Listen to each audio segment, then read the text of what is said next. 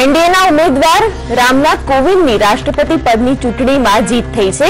રામનાથ કોવિંદ દેશના 14મા રાષ્ટ્રપતિ બન્યા। કોવિંદને 7 લાખ કરતા વધુ મત મળ્યા। રામનાથ કોવિંદને 65.65% મત મળ્યા છે, જ્યારે યુપીએના મીરા કુમારને 34.35% મત મળ્યા।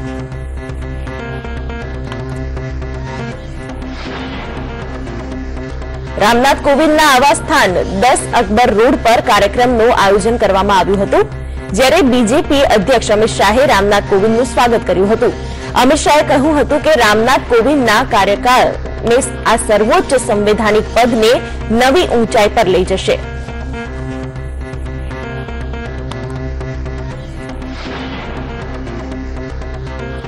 ગોંડલ ભાજપ અને રાજકોટ જિલ્લા કોળી સમાજ દ્વારા ગોંડલના કોળી સમાજ નઈ કાર્યાલય ખાતે ભવ્ય ઉજવણી કરવામાં આવી, જ્યાં ફટાકડા ફોડીને તેમજ મોઢા મીઠા કરીને વિજય ઉત્સવ ઉજવાયો।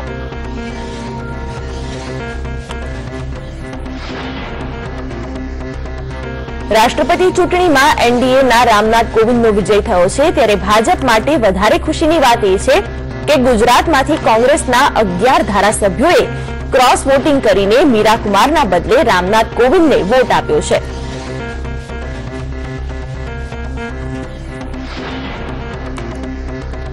રામનાથ કોવિંદ 2 વખત ગુજરાત મુલાકાત દરમિયાન સુરત આવી ગયા છે। વર્ષ 2011 અને વર્ષ 2013માં રામનાથ કોવિંદ સુરતમાં કોળી પટેલ સમાજના કાર્યક્રમમાં આવી ચૂક્યા છે, ત્યારે બિહારના ગવર્નર બન્યા બાદ પણ તેઓ 1 વખત સુરત અને 1 વખત બોટાદની મુલાકાત લઈ ચૂક્યા છે।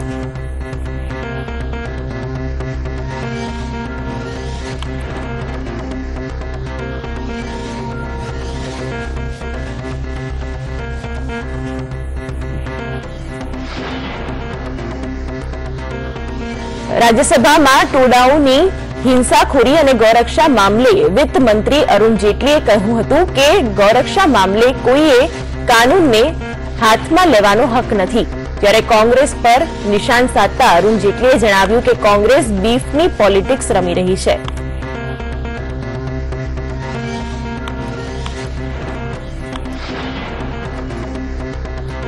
રાજ્યસભામાં વિદેશ મંત્રી સુષ્મા સ્વરાજે અમેરિકામાં ભારતીય આઈટી પ્રોફેશનલ્સના હિતમાં સવાલ પર જવાબ આપ્યો। તેમણે કહ્યું કે પીએમ મોદીની રાષ્ટ્રપતિ ટ્રમ્પ સાથે મુલાકાત દરમિયાન ભારતીયોના હિતના ટ્રમ્પે વખાણ કર્યા, તેમજ ટ્રમ્પે કહ્યું હતું કે ભારતીયોનું અમેરિકી અર્થવ્યવસ્થામાં મોટું યોગદાન છે।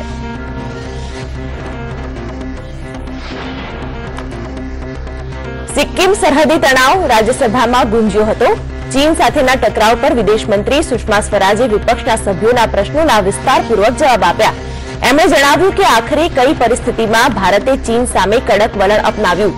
સીમા નક્કી કરવાનો કરાર ચીન તોડવા માંગે છે। આ વખતે ચીન બુલડોઝર લઈને આ વિસ્તારમાં આવ્યું, જે ભારતની સુરક્ષા માટે ખતરાની મોટી નિશાની છે।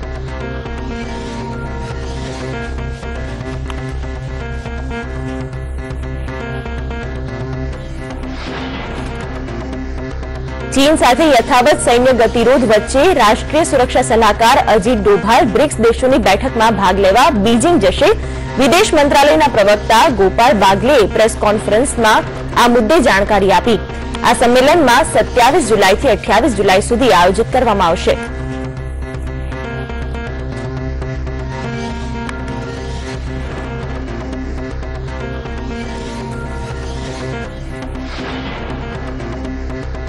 રાજ્યસભામાં કોંગ્રેસના વરિષ્ઠ નેતા અહેમદ પટેલ સુરત, અમદાવાદ સહિત પ્રદેશમાં જીએસટીના વિરોધ દરમિયાન પોલીસના બળપ્રયોગનો મુદ્દો ઉઠાવ્યો।